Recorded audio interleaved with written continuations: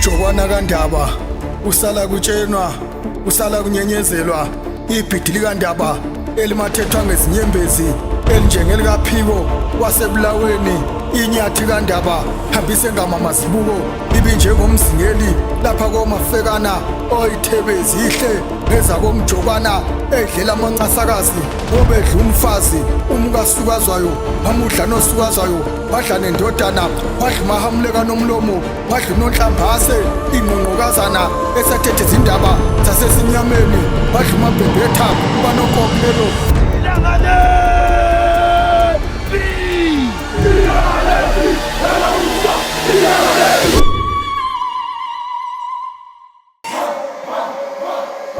What does it mean for you guys to be part of a body of work like this? Kids are going to watch it back years from now. It is a moment in history that we can reflect on, and your faces are there, your talent is there, your story is there. As an actor, it means everything. It means everything. It's one of those shows that every actor want to be part of. Even if you have one scene, it's enough here. It's unreal, you know, but at the same time it's real, and we need to celebrate something like this. He's into Amapupo Eta and it's a big show. It's historical show. Ingane is gonna like bazokhula bebuka le show, xoxa ngale show, especially because it's told by ngesiZulu, yabo. So yeah, man, it's very personal. I watched Shaka when I was 10.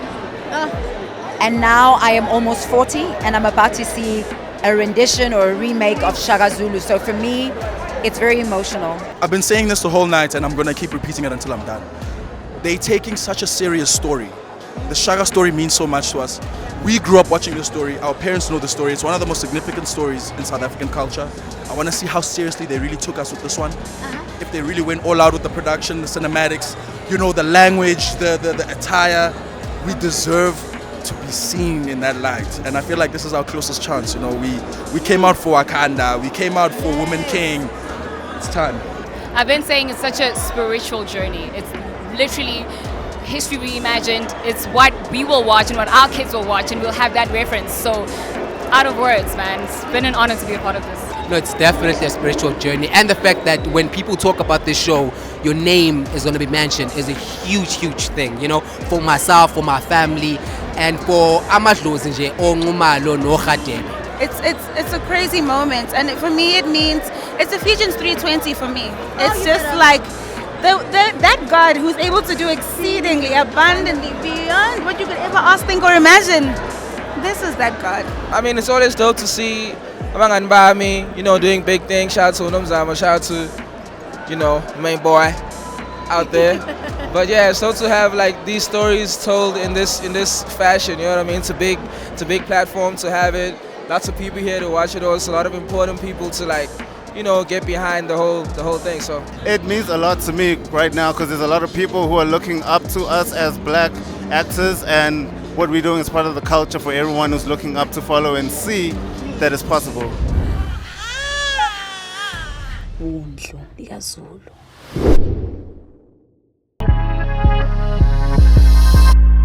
The world is going to watch it, not just South Africa, not just Africa, the world.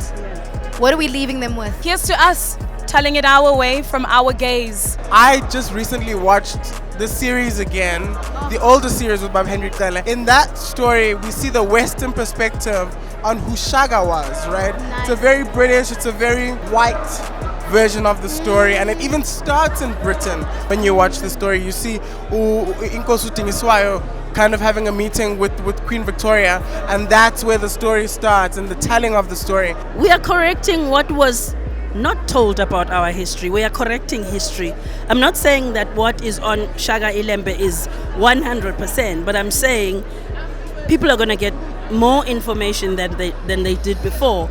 We the natives, we the custodians are saying this is who we are, this is how you found us. Thank God for such stories like Shaka Ilembe that Mzansi have said, no, we need to go back and tell these stories properly in our own words, in our own languages, authentically us. So the future of storytelling for me is bright. I'm extremely excited. People have hold on to the narrative that was told in the 80s. That was a story that was told from without.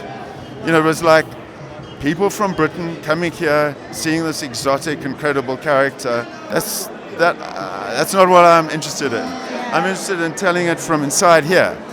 The exotic, incredible characters are those settlers coming from over there. So it's a reversal.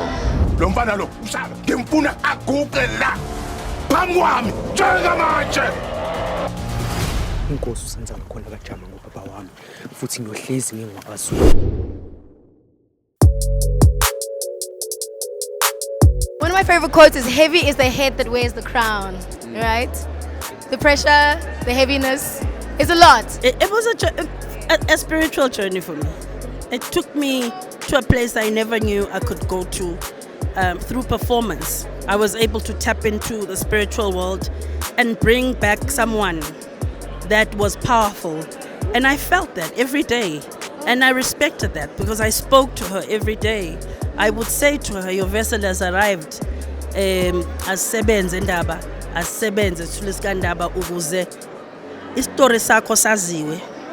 So she used me as a vessel as opposed to me performing. To walk in the steps of not just anyone, but to walk in the steps of Queen Mtania, so who played such a huge part as Queen Mother, who gave birth to Senzangakhona, who gave birth to Shaka, right? Ngoba if it had not been for such important queens in the history of KwaZulu, ngabe we don't have this important history that we have. So I'm extremely honored. I think, having to play such an iconic king is quite a big feat, and it was a journey of constantly hitting that wall of doubting yourself, because there were so many elements to creating this character that are like bigger. I mean, number one was the language. You heard it wasn't regular Zulu. There were words getting thrown in there that were like, new. So we had to get our mouths around that. Once you've sort of figured that out and kind of started mastering that, then you get these new action sequences, and then there's the cold, and then there's the costumes. There were so many different elements that we constantly had to evolve to trying to master. Yeah, I think it's good. It's a beautiful piece. The fact that you're wearing two crowns, one as a executive producer and as a lead. Sure.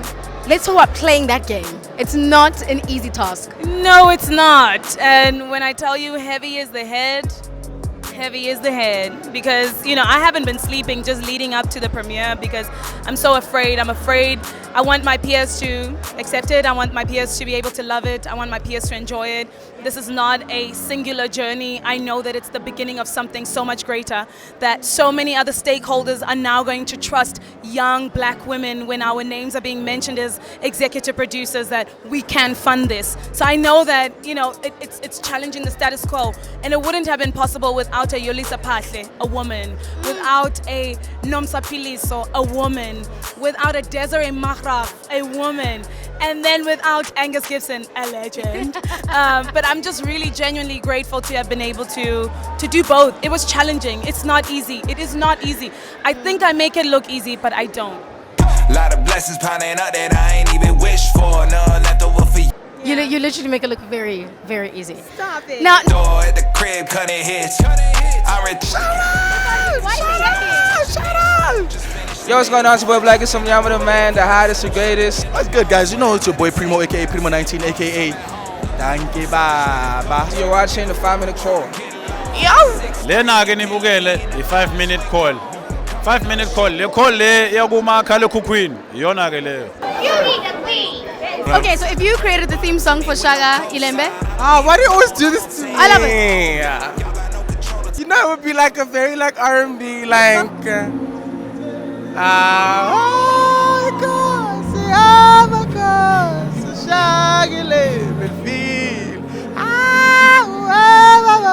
something like that. I don't know.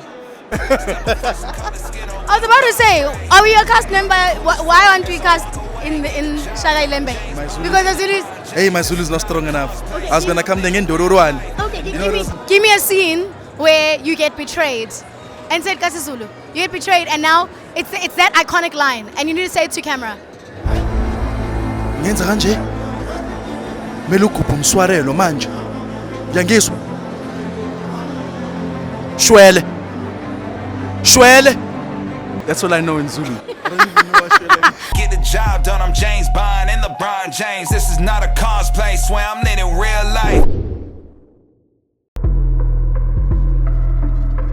People often look at the one actor, they love the actor, they appreciate, revere the actor, but the full body coming together, being all these moving parts, is what we also love to see. So an ensemble like a Shaka Ilembe What is that for you? Oh, incredible. I mean, everybody on this ensemble cast was just shining in their own right. They're very talented, this bunch, let me tell you. Yeah. I mean, ngifuna uqamba ngabe ngiqamba manga myself if I said ukuthi angibabonanga abantu engisebenze nabo. And I think the beautiful thing about it is that the shine and the glory was not just amongst the cast who are in front of the camera, but even everybody behind the camera. You know, the difficult scenes were not about the actors. The difficult scenes were about the circumstances. So like there I am, freezing, and I've got like a puffer jacket and another jacket, and I've got undergarments, and I'm asking these actors to give a nuanced performance wearing virtually nothing. Lemogang and I actually met with Class Act. Lemogang was part of the top 36 on Class Act, and today we are talking Lemogang is Shaka Zulu. So for me, it's great respect and honor to see a brother that I came with in the industry. And you know, abantu abanjengo Wiseman Ncube, abantu abanjengo Senzo, and you know the whole ensemble of the cast, you know, especially Umontli ke bengibuya naye with the wife, and we play enemies here, but it's such a beautiful thing to see all these beautiful, amazing, talented South Africans doing such a story. For me, it humbles me a lot, you know. Now, this is a conversation we don't often get to have, and I feel like I'm calling everyone out. Why do we not see this woman in our interviews enough? Just for context, you are the hair and makeup designer of Shaka Ilembe, yes? Yes. What was the assignment? The assignment was to create something that is not store-bought, to recreate what was happening back in the 1700s. The research went as far as knowing exactly what happened then. So finding the things that will make it happen, because then they were using their hair, mixing it with cow dung, mixing it with cow fat, and now having to make those pieces that you've seen. I mean, you've seen Queen Nandi's pieces. Absolutely. You've seen Queen Tombazi's pieces. You know, you've seen Queen Mtania. I mean, the list is endless, you know, but bringing that to life, something that you can't go to a shop and buy and make it, the hours that went into making and seeing it live. Oh my God. When you recall, what's the most complicated piece that you created? For which character? There's so many complicated pieces that we created, because we'll get you, Candice, who's also starring on another show, and you're in continuity and you're coming with your hair as is, and having to make a piece to work around this, because when you leave my set, you're going to another set. Yes. Those were complicated. I mean, having guys that coming with tattoos, and there were no tattoos back then, having to cover that, having to cover gold tooth, having to cover German cards and putting hair. It was a lot of work. Consider yourself blessed.